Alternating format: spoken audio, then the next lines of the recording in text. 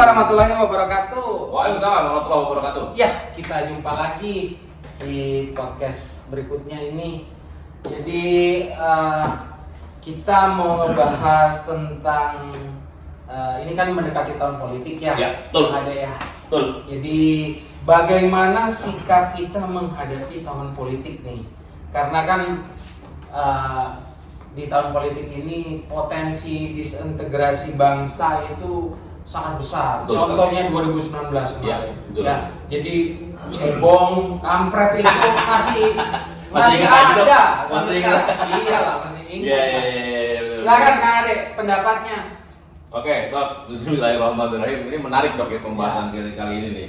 Karena memang tahun politik itu sebentar lagi, Dok. Ya. Kurang lebih 1,5 tahun lah ya. Iya. Jadi sikap kita dalam menghadapi tahun politik itu sebaiknya kita harus menjadi orang yang bijaksana, Dok. Bijaksana umum. Bijaksana Contohnya? umum. Ya, artinya begini, jangan sampai hanya karena perbedaan pilihan. Iya. Ya, apakah itu partai, ya kan? Apakah itu calon presiden, ya kan? Atau karena kan ini pemilu yang 2024 ini serentak, ya kan? Pemimpin daerah, pemimpin pusat juga ikut dipilih, kan? Jadi jangan sampai karena perbedaan pilihan tersebut menjadikan bangsa Indonesia itu terpecah belah. Iya, betul. Atau istilah dokter tadi disintegrasi bangsa. Iya. Nah, oleh karena itu ya alangkah baiknya kita sama-sama menyadari bahwa hak politik setiap orang itu memang sudah diatur oleh konstitusi, kan, gitu. Jadi jangan sampai kita tidak bisa menghormati pilihan orang lain. Ya. Begitu, Dok. Apalagi kalau sampai ada politisasi, wah ini nih yang berbahaya nih, politisasi agama, politisasi ulama, ya kan, ya ujung-ujungnya politik identitas. Jadi jangan sampai diulang kembali hal-hal yang menurut saya kurang baik ini. Nah, ini lebih spesifik lagi nih. Kalau kita kan sama-sama, saya Kang Ade itu kan sama-sama kader Nahdlatul Ulama. Ya. Ya, bagaimana nih sikap kita sebagai kader NU? Gitu. Ya, ya mungkin sebagai sama-sama kader NU, sebaiknya kita mengikuti apa yang diputuskan oleh PBNU, loh. Ya. Jadi untuk NU itu tidak penting siapa yang akan menjadi pemimpin. Karena buat NU itu yang penting menjaga, merawat NKRI.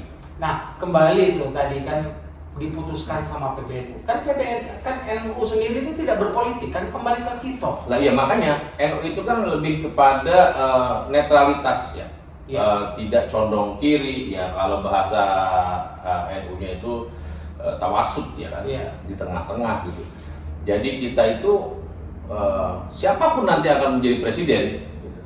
Kalau hak politik pasti NU juga masing-masing kepada kadernya memberikan kebebasan, dong. Iya. Nah, cuma ketika yang terpilih itu tidak sesuai dengan apa yang kita inginkan, kita kembali kepada pendapat para ulama NU. Tidak penting siapa yang terpilih menjadi presiden, gubernur, bupati, gitu kan, wali kota, gitu. Yang penting buat NU adalah menjaga dan merawat negara Kesatuan Republik Indonesia. Iya. Itu, Dok. Iya, sampai kiamat. Ila yaumil kiamah. Nah, seperti itu. Jadi nih sekarang saya mau nanya nih, sikap kita jikalau misalnya, ataupun bukan jikalau ya, misalnya kan ada beberapa daerah di Indonesia itu yang mungkin ya memang karena mayoritasnya, mohon maaf ya, mungkin beragama non muslim. Bagaimana sikap kita seandainya nanti pun terpilih ada pemimpin yang non muslim? Menarik, Dok, pertanyaannya. Iya kan? Menarik banget deh. Karena ini menjadi trigger kadang-kadang. Ya, gitu. setuju banget. Nah, bagaimana sikap kita sebagai seorang kader Nahdlatul Ulama yang dewasa menyikapi? Ya. Karena mau tidak mau NKRI itu terdiri dari banyak suku bangsa dan 6 agama yang diakui. Ya, betul. Gitu. Menarik banget pertanyaan dokter nih, dan ini menjadi jujur nih akan menjadi polemik sebelumnya dok. Ya. Karena masih banyak orang-orang yang berpikir ya pemimpin itu harus Islam, gitu kan? Iya. Nah, cuma begini dok, saya Kan mayoritas sebagai penduduk ya. Indonesia kan beragama Islam terbesar di sedunia. Ya. Kalau pendapat saya pribadi nih dok ya, sebagai kader Nahdlatul Ulama, saya akan melihat dari dua sisi dok. Ya. Kalau dilihat dari sisi bernegara, Ya. kita jangan alergi Ya. dengan pemimpin dari non Muslim. Ya. Ya, karena ini konsepnya kita berpikirnya bernegara ya. Ya. Gitu. Karena negara Indonesia ini bukan negara agama dok. Ya. Jadi bukan negara milik dari salah satu agama yang ada di Indonesia, walaupun mayoritas memang beragama Islam. Ya.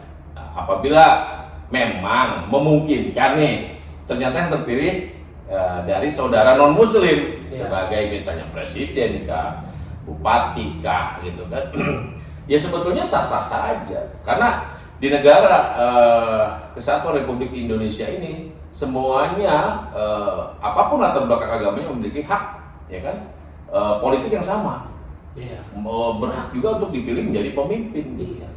Ya cuma saja memang itu tadi, ketika hal ini menjadi pembahasan akan menimbulkan masalah polemik, ya kan, Mungkin bisa mungkin kita kali bisa mencontoh dari kota London nih.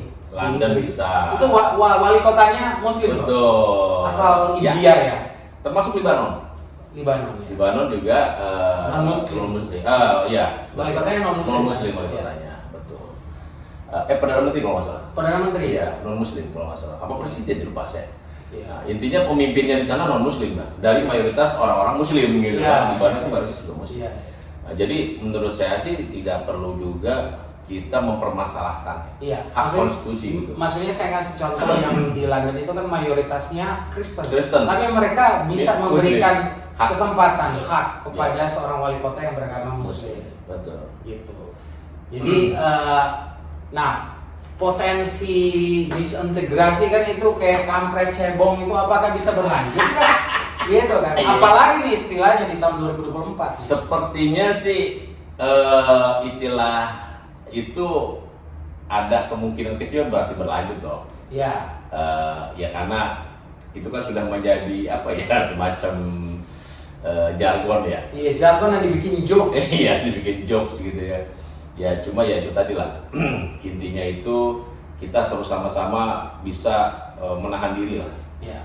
Jangan sampai sesama anak bangsa ya kan saling menyerang, gitu kan, hanya karena perbedaan pilihan. Kan kita juga latar belakang politiknya berbeda, tapi sama-sama menyatu di Nahdlatul Ulama. Iya, kan? Jadi kita mah enak dong. Ya. Kita di satu sisi sebagai kader politik, ya kan? Di sisi lain kita juga sebagai kader Nahdlatul Ulama. Ya. Jadi kita bisa melihat dari dua sisi pandangan kan begitu kan, cara pandang kita bisa enak dong. Jadi walaupun secara politik kita berbeda pilihan, tetapi di Nahdlatul Ulama ya terserah siapa nanti yang terpilih berdasarkan hasil konstitusi gitu kan, ya kita tetap dukung seperti itu. Jadi sikap kita adalah sebagai kader NU itu menerima apapun siapapun gitu kan. Yang penting pemimpinnya bisa menjaga NKRI. Ya, dan yang penting itu NU-nya. NU tetap akan menjaga NKRI, merawat NKRI, merawat kebinekaan seperti itu. Iya. Dan saya juga sedikit akan membahas mengenai jangan sampai kita itu berpikiran mencampur adukan antara bernegara dengan beragama. Ya, contohnya ketika misalnya nih ada yang bertanya pilih Pancasila atau pilih Al-Quran, sampai ambigu kan? Iya. Jadi Ya kalau orang yang tidak berpikir luas. Kalau saya mungkin yang orang yang awam ya, saya kan berpikir bahwa otomatis saya pilih agama dong. Ya, gitu ya. betul. Cuma kalau kita padahal Pancasila itu sendiri merupakan amalan daripada Al-Quran. Betul. Ya, koreksi kalau saya salah. Betul. Jadi nilai-nilai di dalam Pancasila itu adalah apa yang ada di dalam Al-Quran. Ya. Tapi intinya begini dong, kita dalam menghadapi pertanyaan seperti itu, kita harus melihat ini konsepnya bernegara atau beragama. Kalau dalam konsep beragama pasti kita pilih Quran dong. Iya. Iya nggak? Tetapi dalam konsep bernegara, ya Pancasila lah.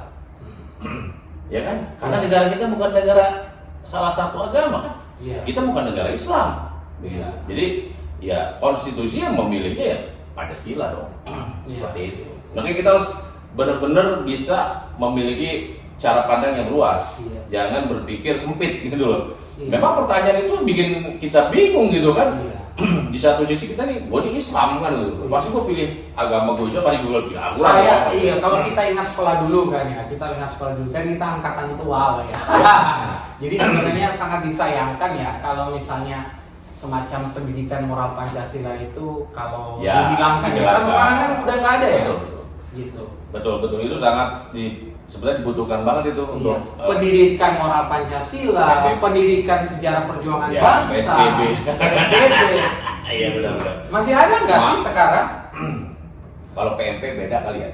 Bukan PMP lagi ya, bukan pendidikan moral. Terus PSBB juga beda mungkin ya. Namanya bukan PSBB, bukan PMP. Soalnya kalau lihat di YouTube, di media sosial yang lainnya, ditanya aja presiden pertama, gitu. Kadang suka lupa. Masih mending lah, mungkin ingat. Mungkin presiden kedua, presiden ketiga, gitu. Saya nonton tuh salah satu acara lah ya di YouTube itu tentang pembukaan Pekan Raya Budaya Jawa Barat di Depok. Nah, Pak Ridwan Kamil sebagai gubernur itu manggil satu orang anak untuk ditanya presiden dia ngasih sepeda gitu kan. Presiden pertama oke. Presiden kedua oke. Presiden ketiga udah bingung sama presiden keempat, sampai Gus Dur aja sendiri disalah sebut. Iya betul. Dan tidak tahu nama panjang dari Gus Dur, presiden loh, presiden kita. Itu anaknya nggak tahu, tapi akhirnya dibantu. Iya. Itulah pentingnya pendidikan dasar, pengetahuan tentang kenegaraan ya. Iya. Seperti kita zaman sekolah dulu gitu kan. Kita sampai hafal menterinya dulu sampai apa? Hafal. Ujian. Menterinya sampai apa tuh? Menteri Pendidikan Kebudayaan siapa, kita sampai hafal tuh dulu. Iya. Sekarang mungkin pelajaran-pelajaran seperti itu udah sedikit dikurangi atau mungkin tidak ada ya. Kita nggak tahu juga. Iya, betul. Jadi intinya kesimpulannya adalah coba kan sikap kita menghadapi tahun politik. Ya, yang tadi saya sebutkan bahwa di dalam mensikapi tahun politik ya, menjelang tahun politik 2024 sebaiknya kita sebagai sesama anak bangsa untuk bisa menahan diri dari sikap-sikap yang akan mengakibatkan terjadinya disintegrasi bangsa. Jadi jangan sampai dan kita harus benar-benar bijaksana di dalam memposting. Itu udah pasti. Ya kalau sifatnya ntar bilang cebong lagi, kampret lagi, nggak tahu nih apa. Ya istilah baru lagi mungkin ya, itu juga nggak tahu. Ya itulah intinya dong. Jadi jangan sampai ada hal-hal atau sikap-sikap kita yang akan menimbulkan perpecahan. Itu tolong bisa direm, bisa ditahan. Bagaimana caranya? Ya kembali kepada diri kita masing-masing. Jangan sampai kita mengeluarkan pendapat, statement yang malah menyinggung kepada orang yang berbeda pilihan misalnya. Akhirnya jadi ribut ya kan. Wah, negara kacau balau ya kan, juga rugi buat kita semua kan. Jadi intinya gini dong, sebaiknya kita berpikir dalam berbangsa dan bernegara ini adalah ke depan itu bagaimana nasib anak cucu kita. Iya, betul. Begitu. Jangan berpikir hanya pada saat kita sekarang hidup gitu, kita kan juga akan meninggalkan dunia ini dan generasi yang akan meneruskan anak-anak cucu kita kan seperti itu. Itu dong. Oke. Kalau belum ngerti ataupun mau bertanya ya, mungkin bisa tulis di kolom komentar, nanti kita coba silakan jawab. Ya. Sampai jumpa, kita ketemu di episode berikutnya. selanjutnya dengan tentu tema paling menarik bersama sahabat AA. Terima kasih. Wassalamualaikum warahmatullahi